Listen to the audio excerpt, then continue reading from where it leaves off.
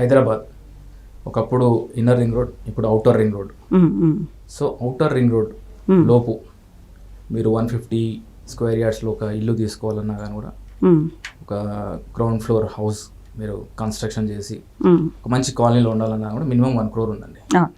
So అదేమైపోయిందంటే middle క్లాస్కి అందరినీ ద్రాక్షగా మారిపోయింది. అండ్ దాని తర్వాత ఇవాళ ఫ్యామిలీస్ అంతా కూడా ముందులాగా లేదు. ఇంతకుముందు స్టోరీస్ ఎలా ఉండేది, నేను 2005లో కొన్నాను, ఇప్పుడు అది 10 ఇంతలు అయింది, 20 ఇంతలు అయింది అనేది ఉంది. ఇప్పుడు కొంటే ఎన్ని ఇంతలు అవుతుంది అనేది కాదు, పెట్టిన పెట్టుబడికి భద్రత ఉందా లేదా అని చూసుకోవాల్సింది. అండ్ ఇంతకుముందు ఫ్యామిలీస్ కూడా ఒక ఫ్యామిలీలో వైఫ్ అండ్ హస్బెండ్, 3 పిల్లలు, 4 ఉండేవాళ్ళు. ఆ తర్వాత ఒక 2-3 దశాబ్దాల తర్వాత 2కి వచ్చింది. ఇప్పుడు ప్రస్తుతం పెళ్ళిళ్ళు అవ్వడము ఒక ఎత్తు అయితే ఒకరు చాలా అన్నట్టుగా అయిపోయింది ఫ్యామిలీస్ అంతా కూడా. అంతే. సో న్యూక్లియర్ ఫ్యామిలీస్గా మారిపోయాయి.